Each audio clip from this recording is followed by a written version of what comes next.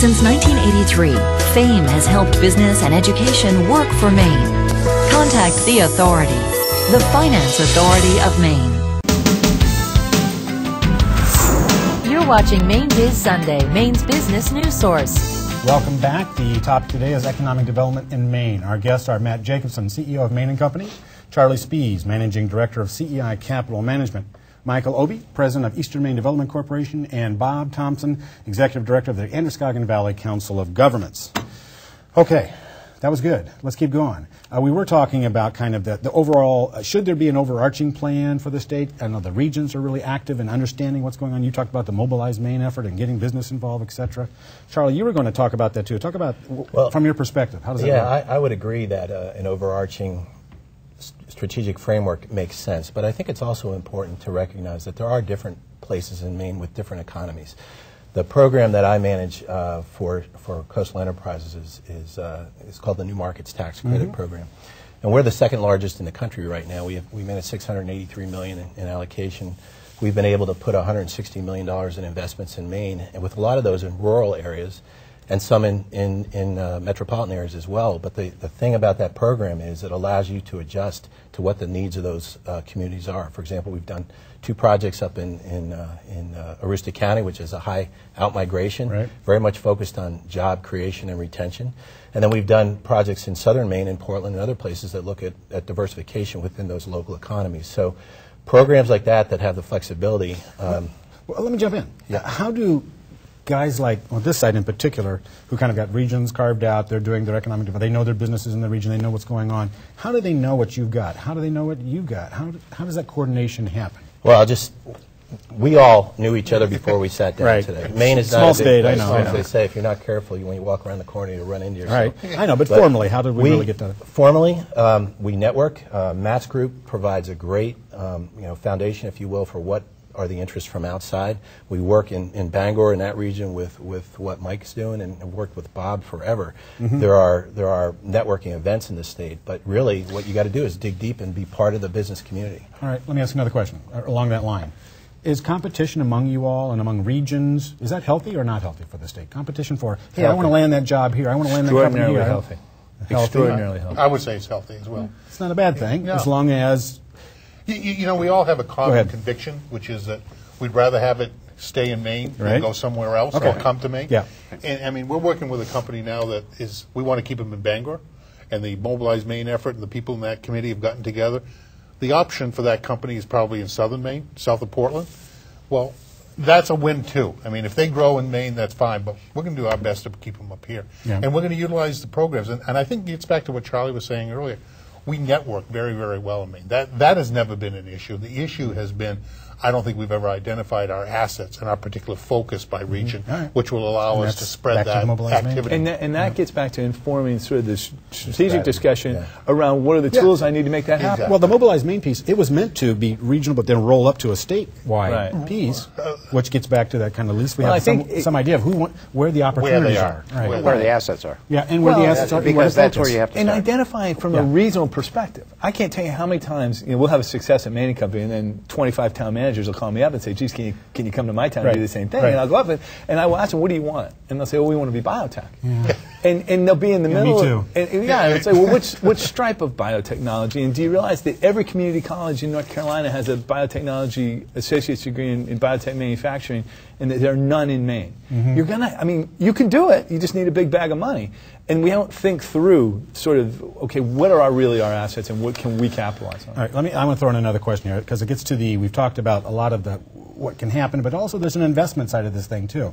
And 2 reports are out this week, the Measures of Growth report from the Maine Economic Growth Council, and also the Comprehensive R&D and Evaluation report, the DECD Commission. And no surprises in any of these reports, actually. I think you probably anticipated most of them. Red flags on the R&D expenditures, some gold stars from the Maine Economic Growth Council for international exports. That's good.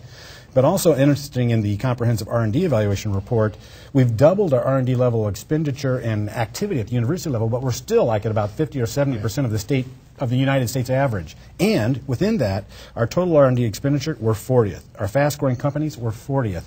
Our patents, we're 42. And science and engineering enrollment in college, we're 51st. So I have 2 questions for you guys. what does this really say about us in terms of how do we need to invest in going forward? And second, how can you be 51st? Puerto Rico. Puerto Rico's ahead of us. Yeah. All right. By a So long shot. what should we? I mean, the R&D thing and science, and talk about that for a minute as it relates to economic development and what your experience is. I think there's a couple of ways to take a look at this, but I think you need to at first talk about to whom we are competing. We are a state that's about the size of Jacksonville, Florida. Okay, so when you think about how thinly we're spread, we have also suffered a significant outmigration of headquarters functions and headquarters companies. It has not been a focus for us for a very long time. And over time, the banks and a lot of the headquarters functions have migrated out. So I think we need to take a look at what are the building blocks towards R&D. It's not just what the government spends, but it's the kind of companies you have here, and what are you willing to do to attract the kinds that you want. Is investing in R&D about growing companies that are already here, or is it about bringing new ones in? What's the? I think what's it's the both. mix? Yeah, I think absolutely. it's both. Absolutely. They Absolutely support both. each other. If you create that critical mass, then they'll feed off each other in the system that we hopefully will happen. I think one of the biggest challenges we faced in Maine is as we've moved up the grid a little bit in terms of investment in Yeah. R&D, we haven't done the commercialization side. We haven't increased the capacity to do that either by funds or by mentoring programs. But I think we also, Prototype it here and they manufacture somewhere but there's else. also a point that when we invest in R&D, to me that's a euphemism for investing in the university. You know, All right. we Have we done that? Do we have have it? not. We have not. When you think about our university spending is less than Mississippi's. Now, there's an issue there, and it seems to me that we're really talking about our educational facilities, and there's a whole conversation to be had, do we need to have the same number of university campuses as does the University of California? And probably a case can be made that we could shrink the number and increase the quality. But those are kind of conversations we'll probably have here in the next year or two. Do the businesses that you guys work with, your customers out there every day, do they support that? Do they say, man, we got to invest more in the university system? Or do they say, man, stop spending my money? What I hear is they want to invest more in the university system, but they want it focused. They want Okay.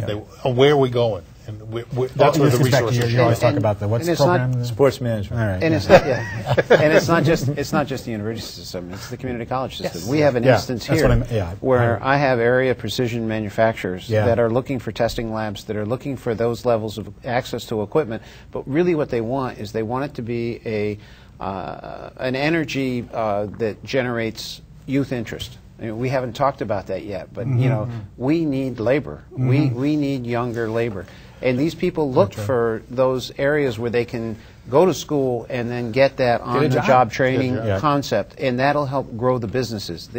It's a proven fact that, that these centers, you know, of excellence in research and development generate and spawn jobs and new businesses. What do you think, Charlie? I would agree with what was said earlier. I would say that businesses are very interested in investments in community colleges and the university if they see that as an investment and a resource for them. Right. There has to be something of value there.